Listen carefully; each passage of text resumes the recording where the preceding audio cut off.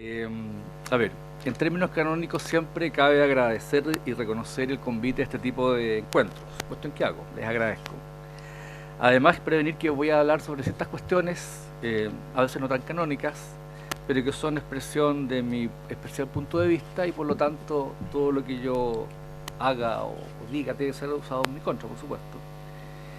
En el tema del análisis nos hallamos frente a cuestiones y densidades de carácter jurídico y político. La verdad es que como bien lo decía el moderador Marcelo, a mí me interesa mucho más la filosofía y la política que el derecho. Me dedico a la abogacía porque tengo una familia que mantener, la verdad. Y la condición de profesor a veces es poco gravitante para sostener materialmente una familia. Y la verdad es que en esa perspectiva quiero expresar ciertas ideas no muy complejas para que se me entiendan por todas y puedan ser también materia de debate o de cuestionamiento. Pero hay una cuestión objetiva que señalar. En primer lugar, que el asunto que se llama aula segura nos reenvía a un cuerpo normativo legal determinado.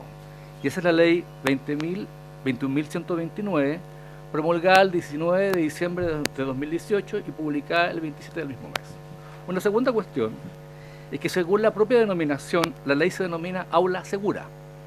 O sea que debe predicar la cualidad de seguro, libre y exento de todo peligro, daño o riesgo. A continuación, que tal como lo refrenda el oficio del Senado al Tribunal Constitucional para el control previo de constitucionalidad, por si no tuvieran todos conocimientos jurídicos, hay determinado tipo de leyes y normas jurídicas que antes de entrar en validez y tengan un vigor de justicia o de legitimidad, deben pasar por el sedazo, por así decirlo, de un tribunal de justicia, que es un tribunal constitucional que se refiere a cuestiones que es un tribunal de derecho, pero cuyo contenido muchas veces refiere a cuestiones de carácter político. El derecho constitucional es una cuestión de carácter política que se normativiza, y el Tribunal Constitucional resuelve sobre cuestiones constitucionales que tienen un cariz político. Entonces, este oficio, dirigido por el senador Carlos Montes como presidente del Senado del Tribunal Constitucional para que se haga el control previo de constitucionalidad, justamente indica que la ley en cuestión, comillas, fortalece las facultades de los directores de establecimientos educacionales en materia de expulsión y cancelación de matrícula en los casos de violencia que indica. Por lo tanto, dicha ley es expresión de un legislador soberano, ¿okay? Pero que además fue controlado parcialmente en cierta producción de su articulado por un tribunal que debe precaver el principio de supremacía de un constituyente soberano.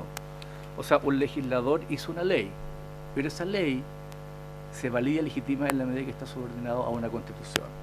La soberanía de un legislador versus la soberanía de un constituyente, que es la nación. Lo curioso o lo interesante es que el proyecto de ley concitó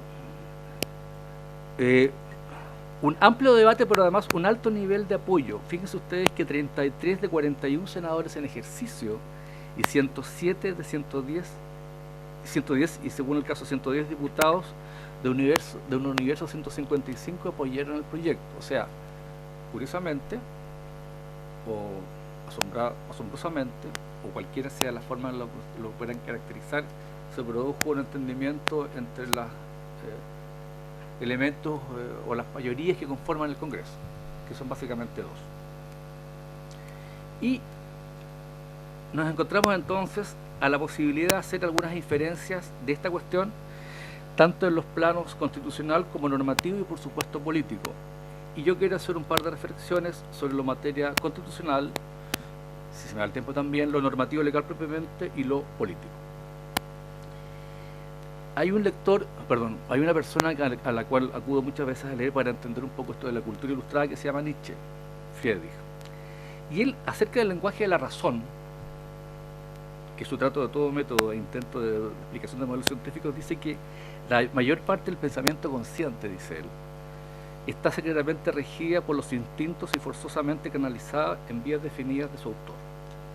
O sea, detrás de toda lógica, dice Nietzsche, y aparente soberanía de sus movimientos, hay evaluaciones de valores, o para decirlo con mayor claridad, exigencias fisiológicas impuestas por la necesidad de mantener un determinado género de vida. Y una ley pretende determinar un sistema de orden. En cualquier argumentación o filiación doctrinaria o dogmática, la ley siempre supone una idea de ordenación, una idea de orden, una idea de voluntad. En el mundo clásico era una ordenación racional, en el mundo moderno es una expresión de voluntad, pero como fuera una configuración para que las partes de un sistema social estén correctamente determinadas, según lo que se entiende por corrección en pensamiento del legislador. Y por lo tanto, lo que yo quiero discernir es si es posible descubrir algún tipo de orden y racionalidad y sentido genuino de legislación en esta norma. Desde el punto de vista constitucional es perfectamente coherente y razonable que la autoridad en sede gubernativa quiera imponer un sistema de orden público y de control frente al descontrol de conductas que se estiman gravosas, atentatorias a la estabilidad y a un sistema de convivencia. Ahora, para que eso sea legítimo, tiene que entenderse que hay se instale sobre la base de una ilicitud. La ilicitud es la contrariedad de la norma, y la norma que se pretende, digamos, hacer prevalecer para imponer un orden es la que se debe defender. Pero mientras la norma no exista, se puede entender que cualquier hipótesis factual no necesariamente es neutra, pero tiene otros canales de expresión o de acomodo. Constitucionalmente hablando, es mandato y obligación gubernativa mantener y precaver el orden. Cuando una constitución instala lo que debe hacer, que es un sistema de poder, precave deberes a las instituciones y formas de control, o mejor dicho, límites. Básicamente los límites son los derechos fundamentales, los derechos humanos por una parte, y por otro lado las normas de procedimiento. Pero como fuera el Estado, en su acepción más amplia de la comunidad política conformada por todos nosotros, en una expresión de síntesis de unidad histórica, o el Estado expresado en forma un poco más restringida como las autoridades, quienes ejercen propiamente el Poder Ejecutivo, tienen una obligación dentro de ese sistema de orden y de estructura, que es justamente precaver la paz, la estabilidad y una sana convivencia. Si ustedes leen el capítulo, esto no pretendo transformarlo en una clase de teoría constitucional o constitucional 1, pero si ustedes leen los preceptos fundamentales de la Carta, que son los del capítulo primero, porque toda carta constitucional es fundamental, pero dentro de esa fundamentalidad hay una preeminencia. Si ustedes leen las bases de la institucionalidad, ustedes se van a dar cuenta que al Estado, le está asignado tareas de defensa del orden y del control, digamos, no de la disidencia, sino que de aquello que contraría un principio de armonía. Se habla del deber de protección a la población, a la familia, de precaver incluso la seguridad nacional y de lograr que las partes de la sociedad lleven una vida de integración armonizada. Y si ustedes se lo trasladan al capítulo relativo al poder al ejercicio del poder gubernativo, se van a dar cuenta que se reitera esta idea de que la autoridad presidencial se extiende justamente a la idea de instalar un orden. El tema concreto es el siguiente: que desde el punto de vista constitucional, con el solo cumplimiento de las finalidades gubernativas o impuestas por la norma constitucional, ustedes pueden lograr necesariamente esa idea de orden y de estabilidad y de control del orden público, si se quiere llamar en forma mucho más reducida. No es necesariamente o estrictamente necesario llevar a cabo una legislación complementaria, porque además bajo un principio que está latamente reconocido, las constituciones son de una vinculación directa, de una aplicación inmediata cuyo texto jurídico no admite ningún tipo de ilusión. O sea, el Estado no tan solo puede, sino que tiene la obligación y los medios suficientes desde el punto de vista constitucional a través del gobierno para imponer lógicas de orden y de control a la ciudadanía cuando hay un desborde.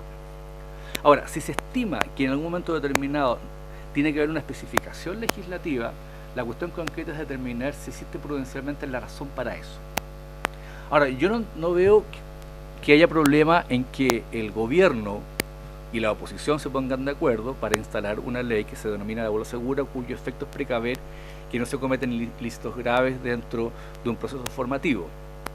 La cuestión concreta es que si, saltando la valla de que es razonable y justificable, la norma es idónea y admisible desde el punto de vista de su misma racionalidad y del respeto a los derechos fundamentales, que es una suerte de límite o de encauzamiento del poder gubernativo. Y la verdad que esta ley que yo me dediqué a estudiar me parece que no es muy idónea, no para precaver el orden, sino que para entender las finalidades que debe perseguir.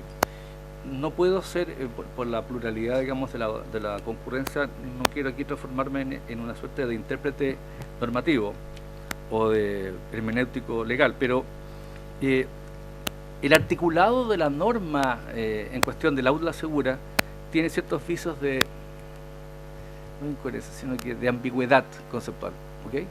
La forma en que se hace descripción de ciertas temáticas o ciertas hipótesis de su aplicación no son claras.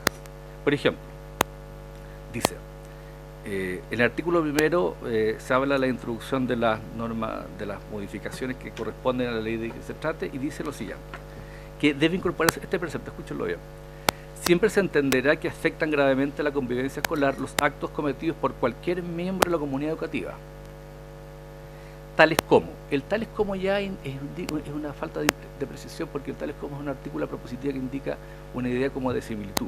Pero a continuación dice profesores, padres, apoderados, alumnos, asistentes de la educación, entre otros. O sea, el concepto de comunidad educativa, en el entendido lo que es el sentido de filiación y pertenencia a un grupo, no queda completamente configurado. Porque dice a título ejemplar que tales son los miembros de la comunidad educativa. ¿Y quiénes otros podrían ser si fueran esos? ¿Se dan cuenta, no? Entonces, cuando ustedes intentan instalar una suerte de contravención o transgresión a ciertos valores de la comunidad, el problema está que la comunidad que es recipiente o sustentadora de esos valores no está definida. Ese es el problema, ¿ok? Porque no hay ningún problema que yo hable en términos canónicos de lo que es la familia, más o menos se entiende, aunque no hay una conceptuación, o de lo que es una facultad. Y la comunidad educativa es un concepto que es perfectamente valorable, pero si es valorado también tiene que ser escindible, o sea, tiene que ser determinado. Y aquí la verdad es que no se fija con precisión qué se podía entender por comunidad educativa, sin perjuicio de que todos en la sociedad política tenemos enorme preocupación por lo que pasa en el entorno de todas las comunidades. La sociedad política es una gran comunidad que está configurada por comunidades mayores y menores. Esa es la definición conceptual y normativa del artículo 1 de la Constitución. Pero que usted pertenezca a un grupo significa que hay una afiliación y una pertenencia en torno a un principio de identidad. Y la comunidad educativa yo la puedo entender como un proceso formativo, en que se integran profesores y alumnos y quienes colaboran, pero no está perfectamente delineado ni determinado hasta dónde se extiende esta idea de comunidad. Y por lo tanto, ¿quiénes son los que en definitiva pueden ser sujetos pasivos de la transgresión o de la alteración de la convivencia que se intenta precaver? Y a continuación habla de que causen daño a la integridad física o psíquica de cualquiera de los miembros de la comunidad educativa o terceros que se encuentren en las dependencias de los establecimientos, tales como agresiones nuevamente en un sentido meramente ejemplar. Se habla de las agresiones de carácter sexual, las agresiones físicas que produzcan lesiones, el uso, porte o posesiones y tenencia efectiva de armas o artefactos incendiarios. Les voy a adelantar algo: todas estas descripciones, todas esas hipótesis están asiladas hoy día en normas legales expresas del Código Penal o de leyes especiales. El problema está que usted tiene que tomarle prestado al derecho penal ciertas definiciones que van a un tema reglamentario de colegio. Esto es el producto de la componenda entre el gobierno y la oposición. El proyecto original del gobierno establecía o reenviaba el tema de la transgresión a normas precisas sobre ley de control de armas y otro delito más. Aquí se desvincula el perfil, digamos, de la transgresión de figuras o de comportamientos tipificados y definidos para extenderlos abiertamente sin tener claridad cuál es el punto de referencia. Incluso más dice también que se sanciona la agresión física, las lesiones, etcétera, el uso y tenencia y porte de armas o artefactos incendiarios, así como también los actos que atenten contra la infraestructura esencial. Pero ¿qué puede ser la infraestructura esencial? Volvemos al tema. Hay una comunidad educativa cuyo sustento se basa no tan solo en un sistema de valores, en una comunicación de conocimiento, sino que en una materialidad concreta. Estas son las salas de clases, son las aulas, son los patios, son los centros de integración. ¿Qué es infraestructura esencial? Entonces nuevamente entramos en ese problema. Y el artículo, y a continuación, otro precepto, digamos, que causa escozor, es la que al director del colegio de que se trate, es otro precepto, debe iniciar un procedimiento sancionatorio en los casos que algún miembro de la comunidad educativa incurriera en alguna conducta. El tema es que como la comunidad educativa no se define con claridad o no se precisa quiénes son los que forman parte o integran la jurisdicción o el poder de definición de conductas sancionables de parte de un director de establecimiento se puede extender indefinidamente. Hecha la salvedad de que si usted ejerce jurisdicción, vale decir, si toma la determinación de ponderar un hecho porque le parece grave al extremo, que afecta, transgrede ciertas normas y con lo cual también se afectan derechos, usted está estando en un proceso de instalación, de imputación de culpas, de responsabilidades. Y eso es jurisdiccional. Y no hay ningún problema que así sea, pero por lo menos que haya un perfil determinado de cuáles son los sujetos actuantes y cuáles son las conductas precisas. Porque cuando usted aplica una sanción y hace o impone una conducta, una penalidad o establece un gravamen como lo correspondiente a una ilicitud, lo que usted está haciendo es disminuir garantías y derechos. Si yo a usted le puedo cancelar la matrícula o eventualmente puedo pedir su reubicación, le estoy diciendo que tiene que rearticular una conducta cuyo despliegue se basa en derechos fundamentales como son la educación, la libertad, la propiedad y otros. Entonces no se trata de que no haya la necesidad o la conveniencia de que las autoridades cuenten con herramientas e instrumentos de instalación de orden. De lo que se trata es que dentro de un Estado de Derecho esos instrumentos sean proporcionales a ciertas normas que establecen ciertos equilibrios. ¿Okay? Ahora, finalmente una cuestión de carácter político. Yo advierto en esta ley que de por sí no me parece reprochable en cuanto a la finalidad que persigue, pero me parece de dudosa, digamos, ambigua o por lo menos difícil configuración su redacción. A mí el tema político que subyace aquí es la suerte de, yo lo voy a decir, quiero ser relativamente contundente, es la derrota de la politicidad. Es la imposibilidad absoluta que tenga el Estado y la sociedad en un sistema de convivencia en que es natural articular diferencias y polemicidades de resolver los temas. No puede ser, que es una de las grandes propuestas de la cultura ilustrada, de que todo tenga que resolverse no a través, sino que a través de normas jurídicas y de decisiones jurisdiccionales. Cuando se habla que los jueces son activistas, que la política está transformada en una cuestión de resolución judicial, eso radica en el hecho de que quienes están llamados a encabezar el proceso político, que son los gobernantes, son las autoridades elegidas como representantes de una nación o de un pueblo, o ustedes quieren llamar, sean los que tengan la solución. Además, dentro de un ambiente de cultura en que se busquen soluciones que sean perfectamente coherentes con una visión antropológica y social. Esta idea de trasladar la resolución de los conflictos, a veces forzadamente, a la norma jurídica y a los tribunales de justicia, demuestra que nosotros hemos dejado a un lado lo que es el patrón fundamental de la política, que es una actividad de dirección, de gobierno de la sociedad y de interacción para generar espacios mucho más racionales de convivencia. Eso por un modo.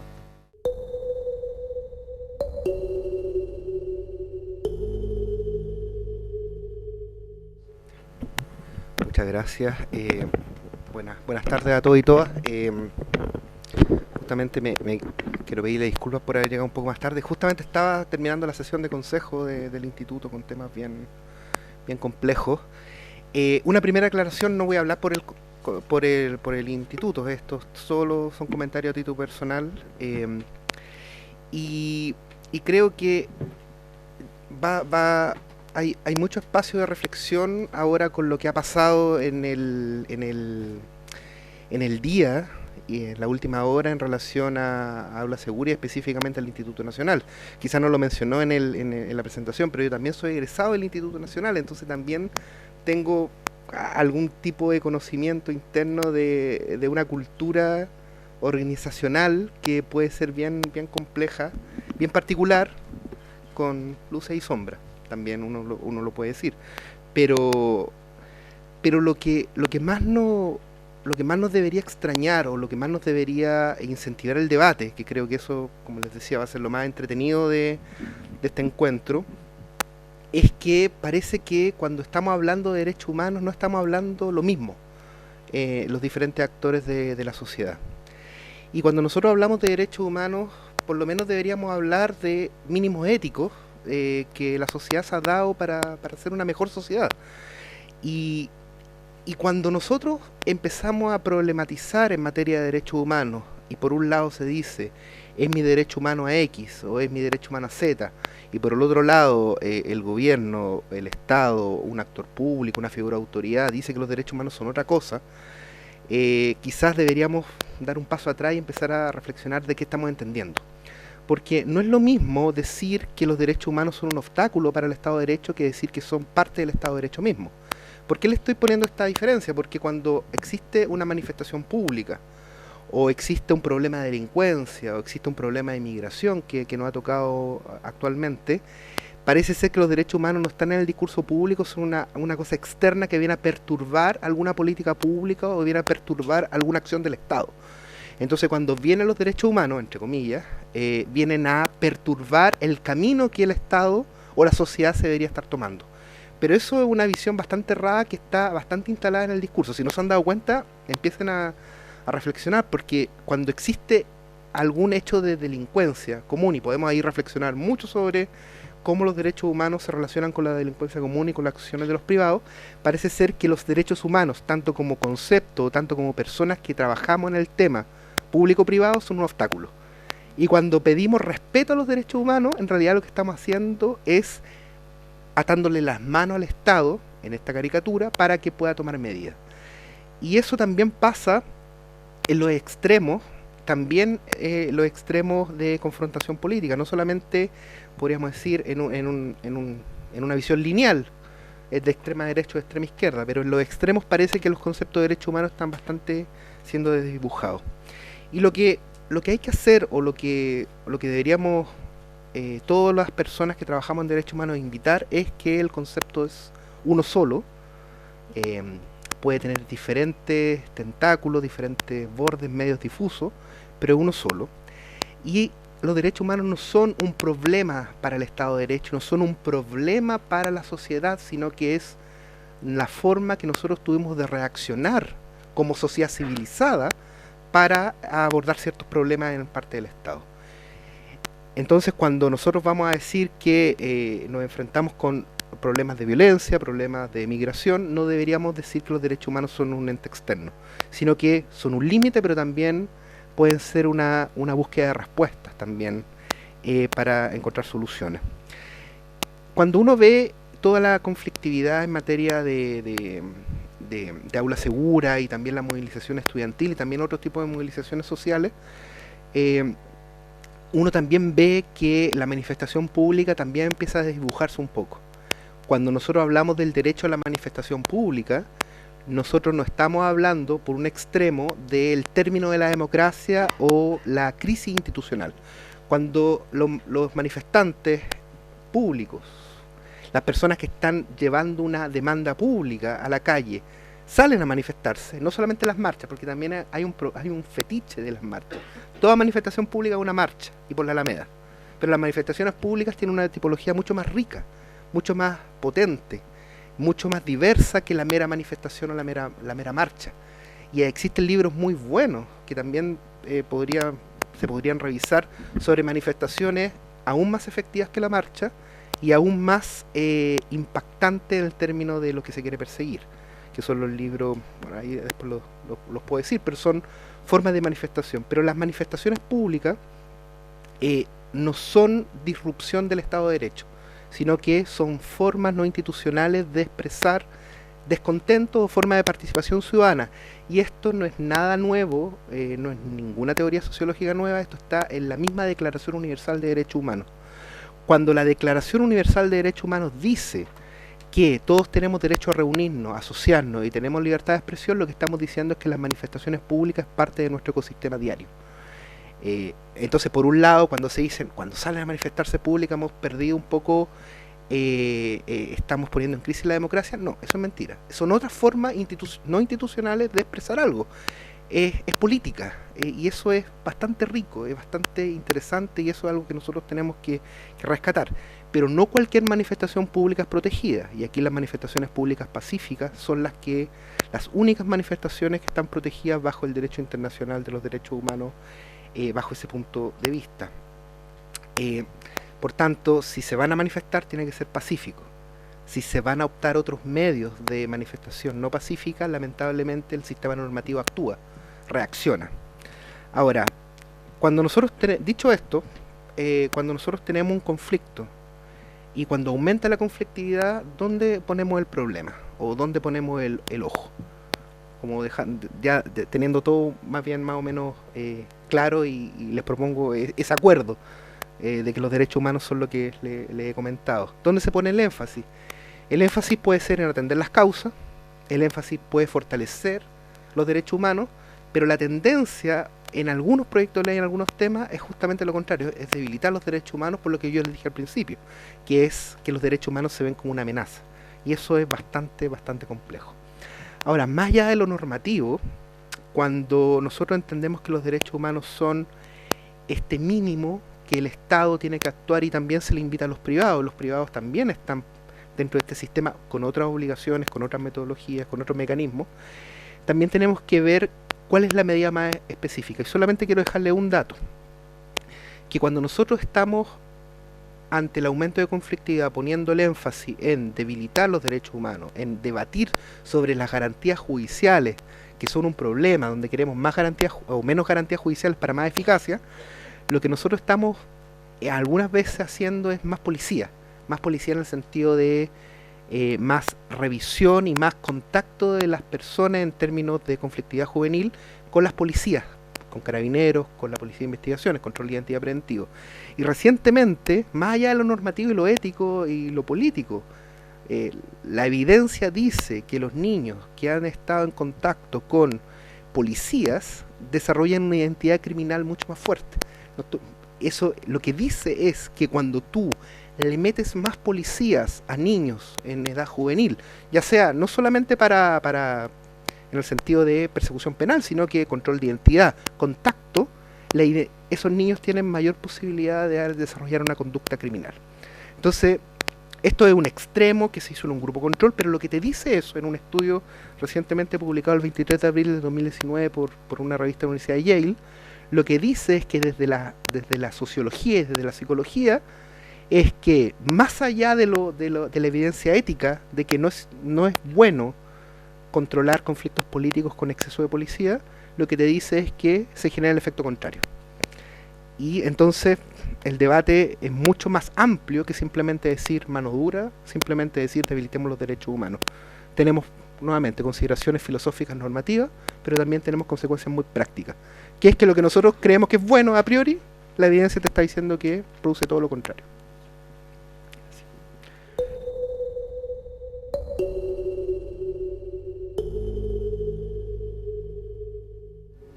Muy buenas tardes a todos los presentes. Quiero agradecer en primer término la preocupación de la Facultad de Derecho por abordar una temática como esta en particular. Yo que vengo de una comunidad educativa especialmente afectada por la realidad de la violencia y las situaciones que todos hemos sido testigos a través de los medios de comunicación, y además en donde la ley Aula Segura ha tenido una particular campo de aplicación, matices de esta desde luego, elementos que permiten, por ejemplo, evaluar también su marco de puesta en contexto, y que eso significa desde luego también en alguna medida precipitar quizás otros fenómenos de distinta naturaleza en el ámbito educativo.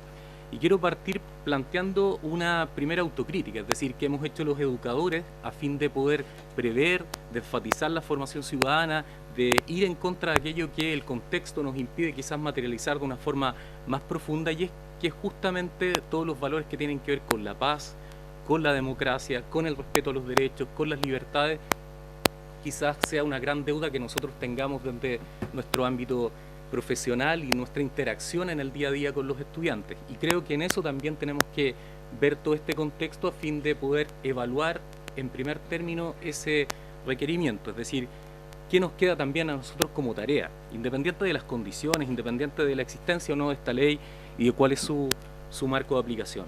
Eso desde luego también nos lleva a poner énfasis, que quizás sean distintos, y ustedes los han escuchado en esta mesa y desde el punto de vista del debate político de igual manera. Es decir, desde la educación quizás el elemento de fondo, el elemento clave, tiene que ver justamente con corregir elementos estructurales que hacen a la posibilidad de que existan oportunidades para los jóvenes en donde se puedan expresar sus oportunidades, sus intereses, sus inquietudes sociales que pueden ser muy válidas, quizás canalizadas de una mejor manera, pero también propiciando quizás una perspectiva más constructiva. Y esto es un debate de fondo muy común en la educación, es decir, si ese énfasis tiene que ver con mejorar las condiciones estructurales en donde el proceso educativo se lleva a cabo, por lo tanto las instalaciones, el currículum, la dotación de elementos tecnológicos, la acogida que se brinda a esos estudiantes en escuelas, liceos y otro tipo de establecimientos, o finalmente más bien actuar por la vía de la ley con un paliativo que tiene que ver con punir acciones violentas que son las que aquí también se han descrito, y de, por supuesto, gravedad. Parto de esa base. Todos en el instituto en general hemos hecho condena pública de esas situaciones. Pero claro, esa es una gran disyuntiva. Si vamos quizá a lo estructural, a lo que tiene que ver, por ejemplo, con atender población escolar en una creciente vulnerabilidad escolar, que tiene, por ejemplo, otros requerimientos, ya no es quizá el mismo establecimiento que hace 10 años, 15 años, bajo otros marcos sociales, bajo otro esquema familiar, bajo otro compromiso también de las familias en el proceso educativo, y que por lo tanto esas carencias y esas limitaciones desde el punto de vista psicosocial se expresan y manifiestan en el día a día al interior de estos recintos. Es decir, fenómenos, por ejemplo, como los que tienen que ver con una sociedad en donde los indicadores de violencia, en donde la legitimidad de la violencia se ha hecho dramáticamente preocupante, y así lo han dado a conocer algunos estudios. Desde luego es una realidad que está fuera de nuestro colegio, pero también hoy día dentro. Eso nos llama a tener desde luego una mirada distinta de intervención, desde luego más dramática, que desde luego está entendida en la perspectiva de la urgencia que hoy día tenemos, pero también en una condición más profunda que tiene que ver con que este enfoque de control y sanción, como señalan los teóricos, quizás debería haber ido acompañado de medidas más drásticas que generaran soportes estructurales al sistema educacional y particularmente a los establecimientos municipales, y que mejoraran cualitativamente las condiciones de desempeño y de vida cotidiana de un estudiante, de un profesor, de un funcionario al interior de él. Y eso es quizás lo que uno echa de menos, es decir, que el problema de la violencia solamente quizás se ataque más bien a través de la acción de una ley claramente punitiva, porque en eso quizás no hay mayores dudas, pero quizás hemos dejado de lado la perspectiva de cómo contribuir a que desde el punto de vista formativo, al punto de vista de la apropiación que todo estudiante tiene que tener del establecimiento educacional del que forma parte, cómo también el currículum acoge sus inquietudes, cómo no solamente es visto en la perspectiva de la productividad, en la perspectiva de lograr o obtener ciertos resultados, sino cualitativamente cómo se desarrolla como persona, es quizá lo que estamos echando de menos acá. Hay varios asuntos que a mí me han dado vuelta en este transcurso y en este tiempo, y que tienen que ver fundamentalmente con cómo una norma puede buscar y atender a la idea de la paz social, ¿no es cierto? Y que es quizás lo más sensible que hemos podido ver en el instituto durante las últimas semanas. Es decir, habiendo una herramienta legal que autoriza, por ejemplo, a quienes son los directivos y a el sistema, digamos, de administración municipal a perseguir ciertas prácticas. Lo que hemos visto quizás desde el año anterior a este es que estas prácticas se han incrementado. O sea, es complejo apreciar que una ley pensada para perseguir cierto tipo de realidad, desde luego anómala, y que no tiene que ver para nada con la aspiración de cualquier recinto escolar, se termina incrementando ya que la ley existe. O sea, es una primera situación. Segundo, se ha dicho acá también la perspectiva de que quizás el elemento más importante que mejore la convivencia escolar tenga que ver con un reglamento de convivencia escolar legítimo por la comunidad que lo aprueba, ¿no es cierto? La ley implica que esto se lleva a cabo, por ejemplo, a través de los consejos escolares, donde están todos sus estamentos representados, para validar, para que nosotros legítimamente adscribamos a la norma como estudiantes, como docentes, como funcionarios, como directivos, ¿ya? Ese elemento que es clave y que valida, autoriza, legitima a las normas que se puedan aplicar, desde luego no tiene que quizás ir solo validado por las leyes como esta que se ha impuesto, porque finalmente también caemos en el riesgo de que la convivencia al interior de los recintos escolares se judicialice. Es decir, que acá tengamos un tránsito de aquello que puede ser la aplicación de ciertas normas de convivencia legítima por parte de los directivos, de los profesores frente a sus estudiantes. Desde luego todos estamos expuestos y forzosamente obligados a cumplir con ellas, a necesariamente salir del ámbito de aplicación y caer finalmente en la acción de la justicia. Y eso creo que es un riesgo porque hace que el carácter formativo, el carácter también podríamos decir de proyección del ámbito educacional que el cumplimiento de la norma o una acción correctiva pueden tener, ya se transforma en una posibilidad menos legítima y menos válida socialmente, porque finalmente tiene que estar otro ente externo aplicando la mediación entre las partes. Desde luego que también hay un asunto que tiene que ver con cómo se ha aplicado la ley. Yo creo que la autoridad tendría que en este caso visualizar cuáles son las condiciones que la ley ha tenido para su aplicación, si efectivamente se ha ajustado en la gran parte de los casos al debido proceso para que finalmente sea un instrumento de paz social, como decía. Por lo visto y en apariencia no me parece que esto se haya cumplido del todo como un objetivo, porque además particularmente estamos en una sociedad donde se lucha y se demandan y se generan conflictos por símbolos, por representaciones sociales, por imágenes. Y desde luego que la ley en los ámbitos educacionales y escolares no disfrutó de una gran adhesión quizá. Ahora, si nosotros nos fijamos lo que ha ocurrido en estos meses, yo iba a decir semanas, pero en realidad complejo es que esta situación se haya prolongado durante más tiempo. Durante estos meses lo que hemos visto es que la verdad se observa una batalla que se libra en contra de una ley en un espacio educativo concreto, que tiene una determinada localización, que tiene una determinada centralidad, que concita el interés de los medios de comunicación, y esa batalla y ese símbolo se está librando acá, en el Instituto Nacional.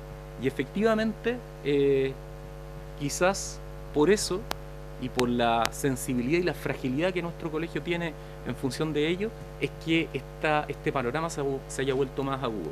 Hay también un fenómeno social que tiene que ver con cómo una norma se aplica en un contexto de adolescentes, en un recinto educativo, y en realidades tan disímiles como las que tenemos en el interior del país, y es que finalmente también puede ir desatando vínculos de solidaridad entre quienes hacia quienes se aplica la ley, que finalmente se van extendiendo. Es decir, si hay una persona, 2 estudiantes, 3 estudiantes, finalmente sus pares, su entorno, su comunidad se siente sensible y afectada por ella, y en alguna medida también se puede sentir violentada. Y eso es una cuestión que yo creo que se tiene que observar, se tiene que visualizar, cómo a veces queriendo resolver un mal, finalmente creamos una situación de expansión del fenómeno, y es un asunto que por supuesto que nos preocupa a nosotros como comunidad y que debe también volcar a que la autoridad pueda también visualizar su efecto, su consecuencia, que no creo que sea en ese caso un balance tan saludable hasta lo que hemos podido ver hoy día. Ahora, también en este sentido yo creo que es importante que la escuela legitime y vuelva a asumir su perspectiva de espacio de garantía de derechos. Es decir, acá a veces se pierde la perspectiva de ello porque se prioriza la sanción, se prioriza quizás el resolver un problema dramático de violencia, que desde luego es una urgencia, pero quizás se deja de fondo la perspectiva de cómo a través de la aplicación de las normas generamos un ambiente formativo para evitar esas prácticas en el futuro.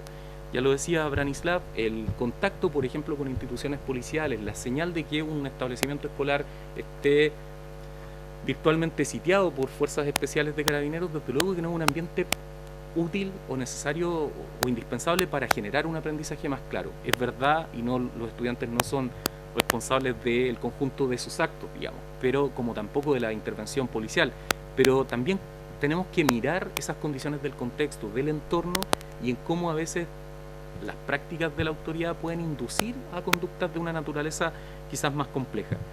Humanizar entonces la educación, generar ambientes y atmósferas de convivencia más sanas, revisar nuestras prácticas también como educadores, que podemos ir larvando en el tiempo fenómenos de rebeldía o fenómenos de desacato a las normas, también es una tarea que tenemos por delante. Quizá el desafío de transformar al Instituto Nacional en un liceo mixto hoy día encuentre quizá su peor perspectiva de aplicación por las condiciones que se han dado, por la perspectiva de cómo la prensa ha tratado el tema y cómo también lo ha difundido. Quizás yo me pongo en el caso de muchas familias que dudarían en que sus hijas pudieran estudiar en un liceo público financiado por el Estado y que por lo tanto no puede tener ningún sesgo de discriminación, en este caso por género, a ninguna niña. Pero creo que desde luego la perspectiva de transformarlo en un espacio más inclusivo, de transformarlo más en que posea condiciones más equitativas en la perspectiva del género, puede también contribuir a que ese ambiente vaya sanándose, vaya resolviendo, pero también necesita condiciones contextuales que le permitan, por ejemplo, llevar a cabo su acción educativa sin las presiones, sin fin necesariamente punitivo, sino sobre todo corrigiendo condiciones estructurales en donde se desenvuelven las familias, donde se desenvuelven los estudiantes y en cómo un liceo, como el instituto, puede ser capaz de aprovechar esas capacidades y aprovechar ese talento en un ambiente educativo que sea más sano y más razonable. Muchas gracias.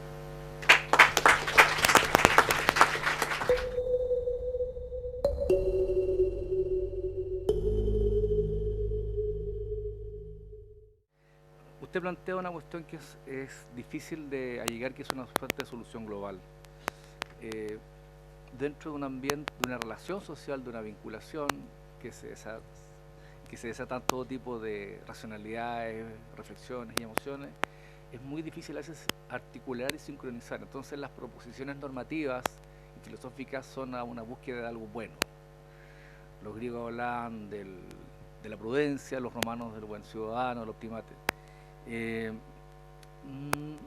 No se puede, estoy de acuerdo con usted, inclinar la balanza o solamente difundir el concepto de represión o de orden en un sentido punitivo o represivo, pero es consustancial a una vida en sociedad que ese orden exista y que la represión como canalización de las conductas que son impropias también se dé. Eso es inevitable. La cuestión concreta es cómo podemos fomentar una cultura de entendimiento y de racionalidades. Yo pienso que eso es un debate de carácter antropológico y cultural, de los estados de avance o no, o retroceso de la civilización en el periodo actual, hoy día muchas han llamado posmodernidad. Yo creo que hemos abandonado el concepto de lo sacral y de lo mítico, y de las realidades invisibles, que nos hacen un poco más trascendentes, y nos hemos centrado mucho en la materialidad y en la accidentalidad, ¿ok? Básicamente materialismo, consumo, hay pérdida valórica en ese sentido. Y lamentablemente cánones que son importantes en la tradición occidental como la familia y ciertos valores de entendimiento de la dignidad también se han ido dejando de lado. El profesor hablaba de soportes estructurales. Yo estoy de acuerdo en que tiene que haber un sustrato económico y material que permita un avance progresivo para salir de estados de vulnerabilidad, pero está demostrado que eso no es así, no es lo único ni lo fundamental. O sea, nunca en la historia de la humanidad habíamos tenido mayor nivel de éxito económico, de concurrencia material, de satisfacción. Si tenemos una alta tasa de inmigrantes en Chile es porque somos un paradigma de crecimiento y de desarrollo en América Latina, pese a todas nuestras dificultades. Y eso no nos hace menos violentos, ni más comprensivos, ni más humanos. Yo creo que se perdió la trascendencia, o sea, el valor de lo trascendente en el ser humano, de su alma. Y eso nos ha volcado mucho hacia la exterioridad. Incluso en la misma ley, no quiero hacer esto un tema de filosofía, pero la misma ley como concepto, es una cuestión accidental. La ley no es sustancial. La ley existe en función de una sociedad. Solamente donde hay una sociedad se tiene la necesidad de articular un tipo de relación. E incluso puede haber una sociedad más o menos instalada en que todas las leyes no sean necesarias y son prescindibles, porque la razón de ser es la misma humanidad, pero esa humanidad en un sentido trascendente se ha perdido. Yo creo que hay abundancia de materialismo, exceso, y muchas veces, digamos, la insatisfacción del alma espiritual, es mi concepto ideológico o moral, produce lo otro. Pero también somos una sociedad de seres humanos no angelical. Las comunidades angelicales están muy bien sincronizadas, las comunidades humanas no. Entonces siempre se va a requerir que el poder no tan solo cohesione y centralice, sino que esté dotado de los medios de represión legítimos para evitar el desborde, porque también el tema es que si algunos se vuelven violentos sin fundamento, eso también ataca a mi propia humanidad, ¿okay? Ahora, en lo que dice la abogada, yo estoy de acuerdo con que tiene que haber una norma que racionalmente, como lo acabo de señalar, pueda contrariar conductas ilícitas y contrariando las sanciones las castigue, y se puede llamar la ley como quiera, aula segura o no, pero remitido a este texto normativo, independiente que el fundamento en el mensaje presidencial de la ley es razonable, considero que es ambiguo, es impreciso. Y el tema de la comunidad educativa, si ya tengo que reenviarme el tema a otra norma y, y lo que hace lo que se hace con un texto siempre es interpretar los procesos lógicos de otro ámbito, otro poder, ya voy dificultando. Las leyes no son lo que se lee de ellas, es lo que actúa la sociedad y lo que dicen los jueces en definitiva. Y cuando los jueces tienen una afiliación doctrinaria, ideológica, política, de cualquier signo, es indudablemente cierto que van a teñir su interpretación de una axiología que a lo mejor no es la pertinente, pero si no tenemos una conceptualización clara o una precisión terminológica, se va a hacer mucho más difícil el proceso interpretativo y la aplicación razonable. Ahora, ¿qué pasa cuando el reglamento se desborda? ¿Cuál es esto es como una explicación bien canónica muy de abogado. El reglamento es una norma, un tipo de normativa derivada de una potestad que es infra, que siempre tiene que estar ordenada en función de una norma más importante. Pero todas las reglamentaciones y todos los tipos vinculares y todas las regulaciones dentro de un Estado de Derecho, a la larga tienen como una referencia fundamental y primera en una constitución política. Y una constitución indica cuál es la escala de valores y de justicia, más o menos objetiva, lo que estamos todos de acuerdo como un pacto, como un consenso. Y eso es hasta dónde puede actuar una autoridad, hasta dónde no puede actuar y cuáles son los derechos fundamentales y los derechos humanos que nos defienden frente al comportamiento abusivo. Y la única manera en que usted puede precaver y neutralizar la acción desmedida, desproporcionada, ilegítima, injusta, o como usted lo quiera denominar, el cuestionamiento, es concurrir ante un tribunal de justicia.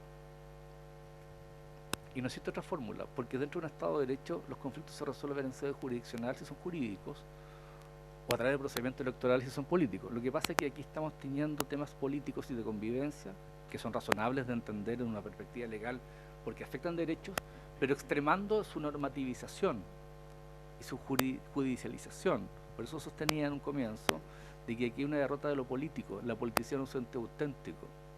Está en la hegemonización, a lo mejor me desviar otro tema de filosofía política, pero está en la hegemonización del sistema liberal y la privatización de las vías y de la sociedad en torno a las cuestiones de mercado y de derecho de propiedad, que nosotros olvidamos la articulación de lo colectivo y de lo social.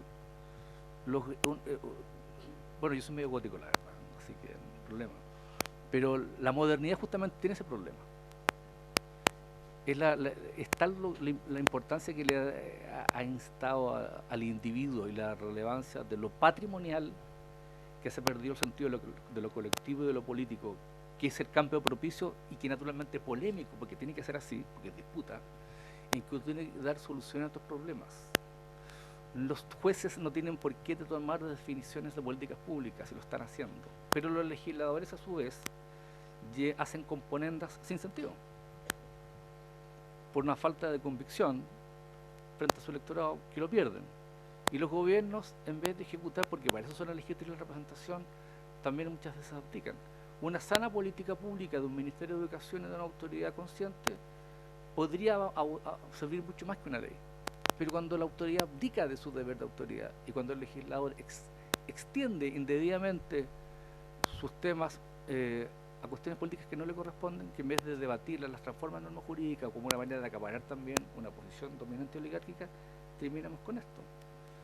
Insisto, me parece razonable que el gobierno, cualquiera sea quiera imponer un orden que también es su deber, pero me parece que la ley no es funcional y genera estos conflictos, porque me parece que es muy canónico entender de que el abuso, el acoso sexual es sancionable y que el Código Penal y las leyes especiales tienen que sancionar los crímenes o el terrorismo. Hay poca discusión, pero esto porque es muy efervescente, porque no se ha resuelto políticamente. Esa es la cuestión. Pero en definitiva, dentro de un Estado de Derecho, o hacemos la autotutela, que es la imposición del más fuerte, o concurrimos ante un tribunal de justicia, que a su vez lo vamos a poner en el tránsito, en la dificultad de tener que pronunciarse sobre una cuestión que dice más bien como asuntos de política pública. Ese es el asunto.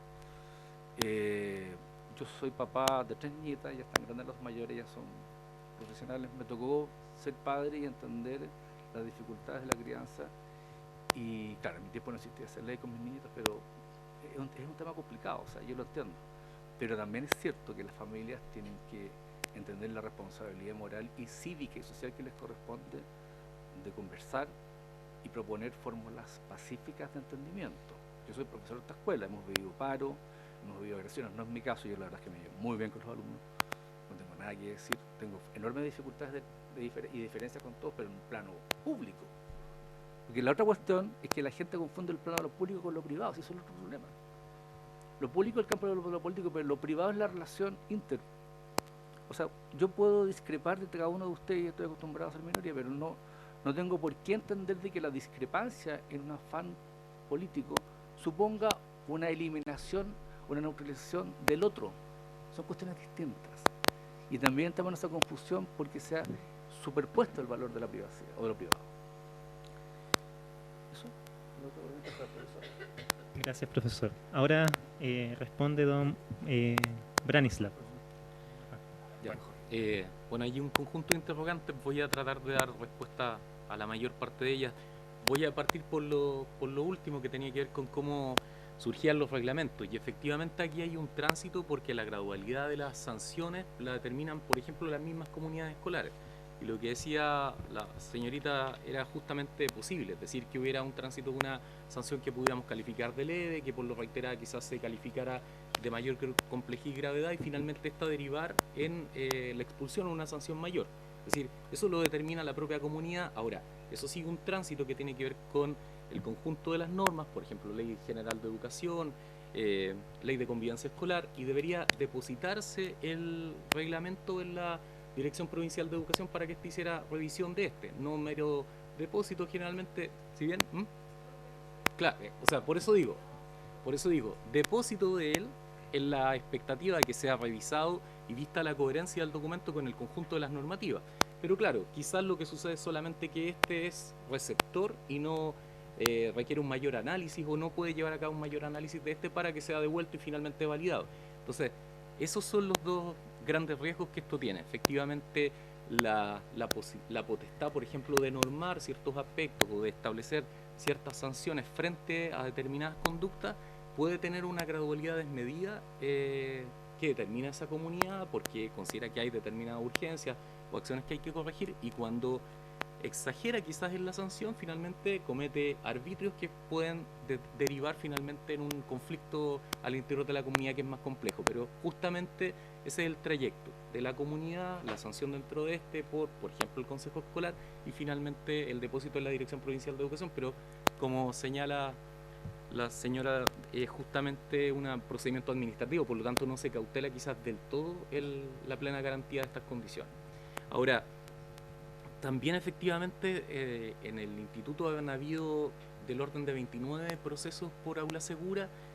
Según la información que yo tengo, hasta el día miércoles pasado habían 6 casos sobreseídos, y efectivamente, claro, esta es una situación en donde las partes involucradas, los afectados y sus apoderados concretamente son los directamente interesados en ella, digamos. No hay una información pública porque también eso quizás puede ser visto en una perspectiva mayor complejidad.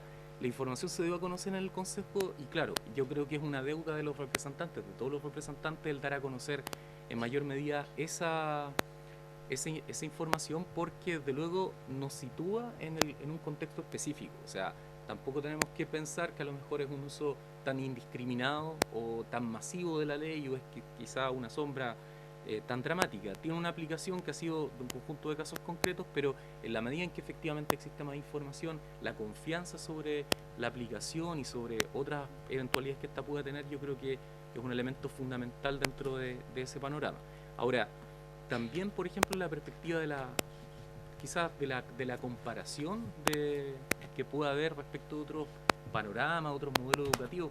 Yo no me voy a pronunciar quizás sobre la ley, pueden haber enfoques que tengan un énfasis distinto, por ejemplo, en todo lo que tiene que ver con la perspectiva que se aplica a la educación en el ámbito de la seguridad humana, es decir, que más importa que haya pleno respeto a los derechos, plenas posibilidades o mejores posibilidades de desarrollo de un joven, de un niño o de un adolescente en un ámbito educativo, la ausencia de marcos de discriminación, el acceso universal gratuito en los diversos niveles. Esas condiciones que suponemos que son estructurales y de fondo, que son una aspiración desde luego, que cada estado en la medida de sus posibilidades concretas, sí tenderían a disuadir este tipo de fenómenos que con la gravedad y lo anómalo que se han presentado en Chile y particularmente en nuestro colegio.